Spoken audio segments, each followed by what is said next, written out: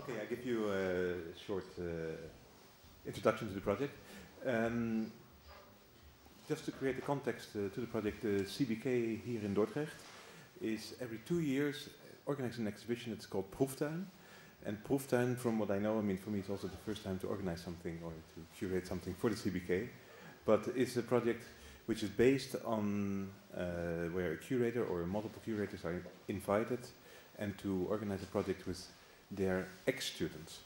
In this case, it was me and Jos Rekveld that were invited to think about the project using sound in public space. And this is something that relates at this moment actually to the CBK's interest, and it's also something that we will organize a couple of additional events around.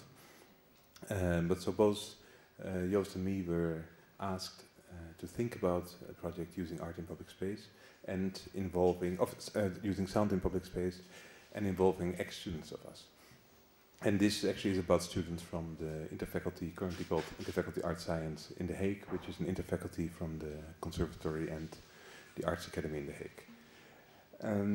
And what we came up with at the end is that we realized that it would be too difficult, also because of the length of the project, to really have all individual projects installed in Dordrecht, partly because of maintenance issues, partly also because not everybody, and I mean they can be currently already experienced artists, but there are not that many people that have a lot of experience on really dealing with the public space, well, dealing with sound in the public space and also thinking about the implications of it. So what we actually did is we developed a model, and let's say that's the wormhole model, where we thought about one model that everybody would use, but that there would be enough freedom for the participants to develop their own project.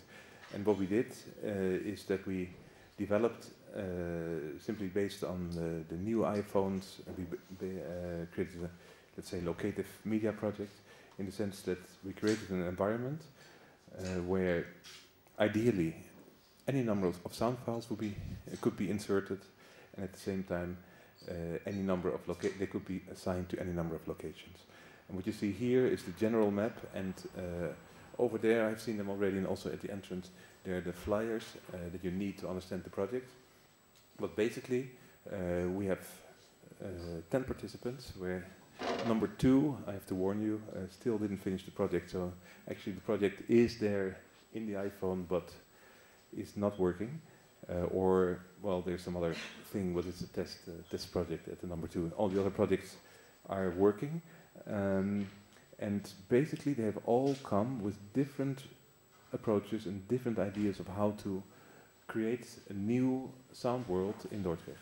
And that means that some of the contributions are purely conceptual. As you can see, for example, there's one grid of the yellow dots.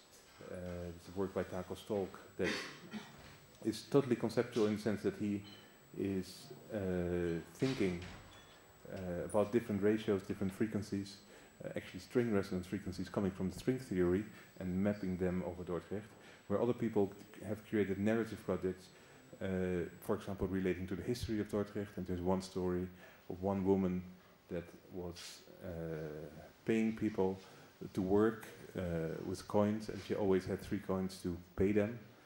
And at this moment, these people, they thought, well, maybe we can just rob the woman and get the coins, and actually she only had 3 coins on her, and they couldn't find any other money. So that's another story, an example of a narrative story which is completely different from, again, for example, Taco's project. And maybe also to explain the projects that are, like one project that you can see here. Yeah, that's actually the only project that's really a route, which means it's a sequence that you can walk, and you're supposed to, maybe you don't, but you're supposed to really follow the line and walk it in that order, and you will experience a story that is in that particular order, where you can see that other projects are more field-based, where you as a participant are supposed to just navigate the field and make your own choices within that particular field. Yeah, that's about it. I think there are about 6, I've seen 6 headphones, so I guess there are 6 devices that you can get and take out and explore. I don't know if there's anybody to give some additional information. I see Joris over there a little bit, so maybe I will help him later after the debate to get you going, because there are a couple of things you have to know, and then otherwise it should explain itself.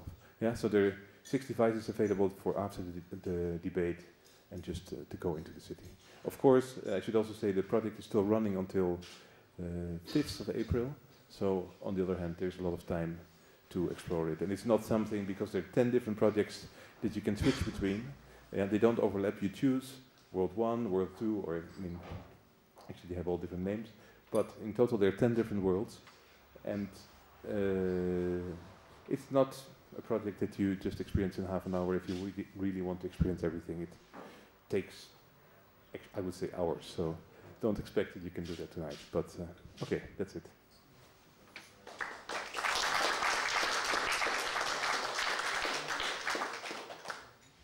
Edwin, maybe a question.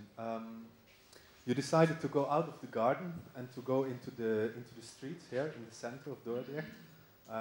Inserted these installations or artworks. What would you say? What happens actually to those spaces when these works get inserted? What changes? Well, I mean, it's not so much that it's not really inserted in spaces, although it depends on the project. Some projects the sounds are assigned really to very small locations, and sometimes it's even difficult to get at the proper location to experience the sounds. And on the other hand, there are projects where sounds overlap much more, but it really depends on the approach. So for Joost and me, it's the idea that in the sense there are 10 parallel worlds, and you can switch between these worlds, and of course these worlds, just like adding a different soundtrack to a movie would change the movie drastically, and that's a similar. That's a good metaphor to explain that also we want to add 10 new realities or 10 new interpretations to Dordrecht. But of course, as you can see also on the map, it really depends on the project. There are some areas, and especially here in the center part, so from the CBK actually even further down, that overlap, but then there are some other projects that really have their own location or area. Is there someone else with a question for Edwin?